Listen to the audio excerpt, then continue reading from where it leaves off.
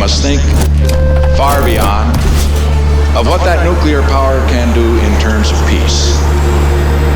Here we have a new source of energy, a source of energy that is absolutely important to the future of the world. That is why, as far as this particular matter is concerned in the terms of nuclear power, we must not be afraid, we must explore it.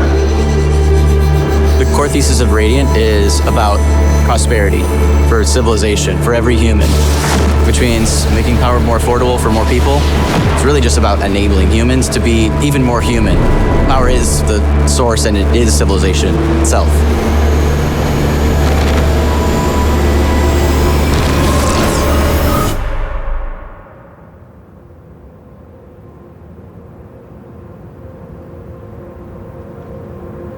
The US lost its ability to iterate on nuclear power as a source of energy.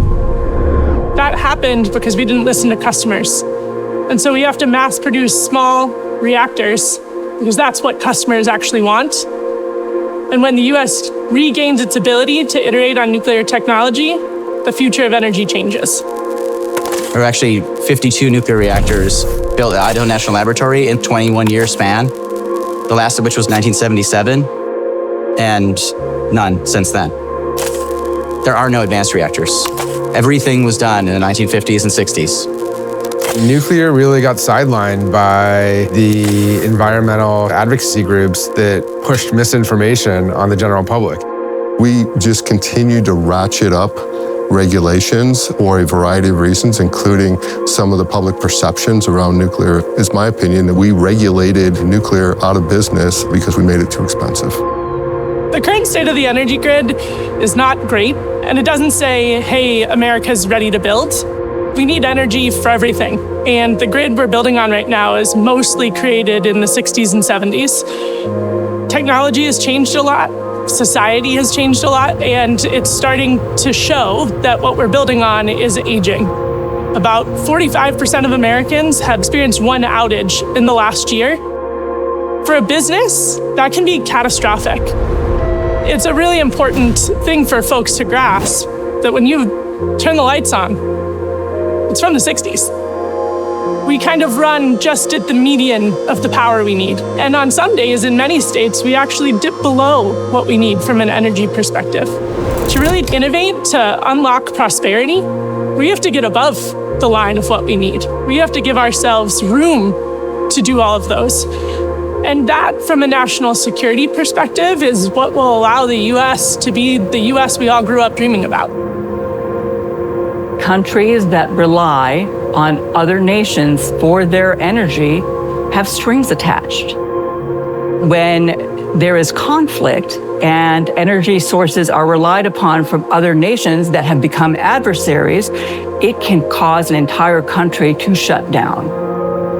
To be able to have your own energy independence provides energy security as well, and that is exactly what nuclear power can provide.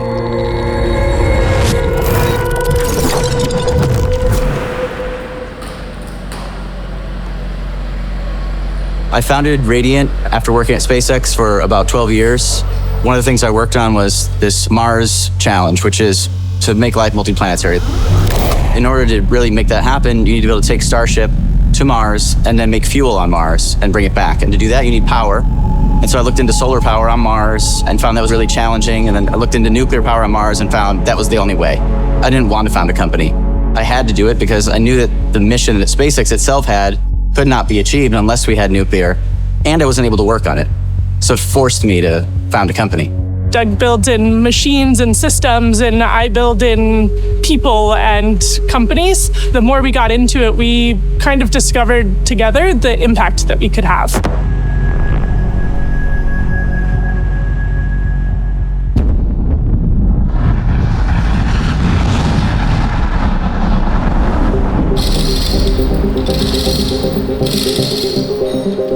What we want to be doing is building reactors, not reactor buildings. You got to dig a massive hole in the ground. And once you start digging a hole in the ground in the US, you have no idea how long or how expensive that project will be. Costs are very hard to control.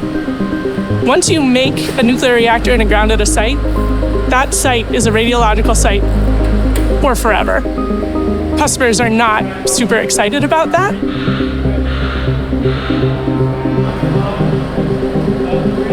When Doug was designing the product, he said, well, all of these things must be true. And therefore, I have to make a product that is above ground, that is movable to where customers need it, and then also that they don't have to deal with waste on site. And so you got Kidos. It's a transportable by land, air, and sea microreactor. And after a customer has used it, we take it back to our factory site in Oak Ridge, Tennessee, and refuel it. We handle all of the parts of the nuclear industry that customers didn't want. I always tell people when I talk about the Kidos reactor to think of a diesel generator. Anywhere you'd see a diesel generator, you could bring in a Kidos reactor. They're roughly the same size, except you don't have to refill it every 8 hours. It gives you power for 5 years, and it provides much more power. Many, many times more power than a diesel generator, and you can daisy chain them together. So you can bring in 4 Kidos reactors and power a small city. You could power a very large data center. You have all kinds of capabilities that come around from something that really can be put on the back of an 18-wheeler. That kind of power generation and making it transportable has never existed before. That's why I say there's actually use cases that we haven't really even imagined yet. One of our units is 5 years of power in a box that just gets delivered. Fits in a few parking spaces, and then whenever you want us to take it away, we take it away. Which hasn't really done before. It's only possible if you make a size about 1 megawatt, right? Make a small enough reactor, you can do this, transport it there and back again sort of trick, and take the fuel back. And so you have like no nuclear strings attached. You can just have clean power. So for national security, we also don't know where we might need power sources to be set up. And so if you need to rapidly deploy AI, you need to rapidly deploy drones, you need to rapidly put something somewhere, it needs to come with power. And if you're not on a grid, you need to bring the grid with you in a box. When you're building a commercial product, you have to have the same desire to lower customer friction as Apple did with the iPhone. With nuclear reactors, that might sound wild, but it's an absolute necessity. We have to control all of our costs inside our factory, and we can't put any of that burden onto our customer. We can't put any of the burden of the construction on site, the interconnect onto them. We really need to make it as simple as make a reactor, it shows up, it plugs in, you get power. If you can change that dynamic to factory build, you take those uncertainties off the table. You might translate a little or some part of those uncertainties to building your factory and your entire process. But once you've done that, you're done. If you're successful, then you can just start turning out that commodity. And your customer then has a much lower, potentially even almost zero uncertainty in their cost, and their on-site activities are just completely reduced. That is a tremendous promise of factory-built nuclear.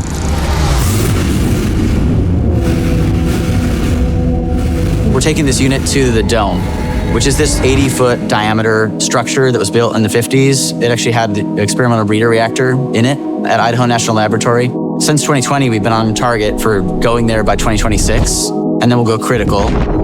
The system is designed to go to over 700 degrees Celsius, and then we'll run for 150 hours continuously. That dome was going to be torn down and ultimately was repurposed for this purpose that now enables Radiant to be the first company that comes in that was selected through a competitive process. Radiant was selected, simplistically speaking, the maturity of their technology, the maturity of their planning, the benefits of that test are going to be in terms of a full power test over a significant period of time, which will be our first full power test at the laboratory in a very, very long time. When Radiant first started talking to INL about testing in the Dome, we were, I think, somewhere around 20 employees. And we said, 4 years from now, we're going to build a commercial prototype of our reactor and we're going to test it in that facility. And they said, well, we're going to have to build out that facility too, and you're 20 people. And so there's a lot of faith and trust and process that we put in the way as we were developing both the product itself as well as the full test campaign, the test facility. And really, through all of that is where we developed the partnership. The executive orders that our president signed May of last year accelerated everything. And so that is a critical component that has helped make this possible. As a number of companies race, nobody has turned on a new commercial microreactor ever before. And Radiant's going to be the first to do that.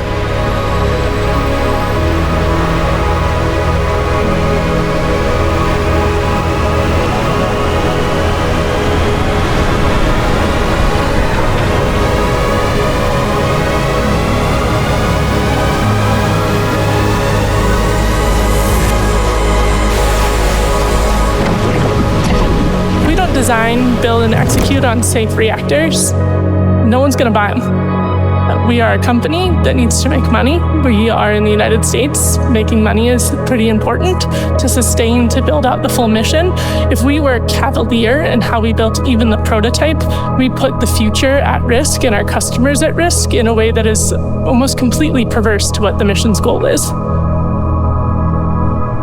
What's happening in nuclear right now is unbelievable for somebody like me who has spent my entire career in nuclear.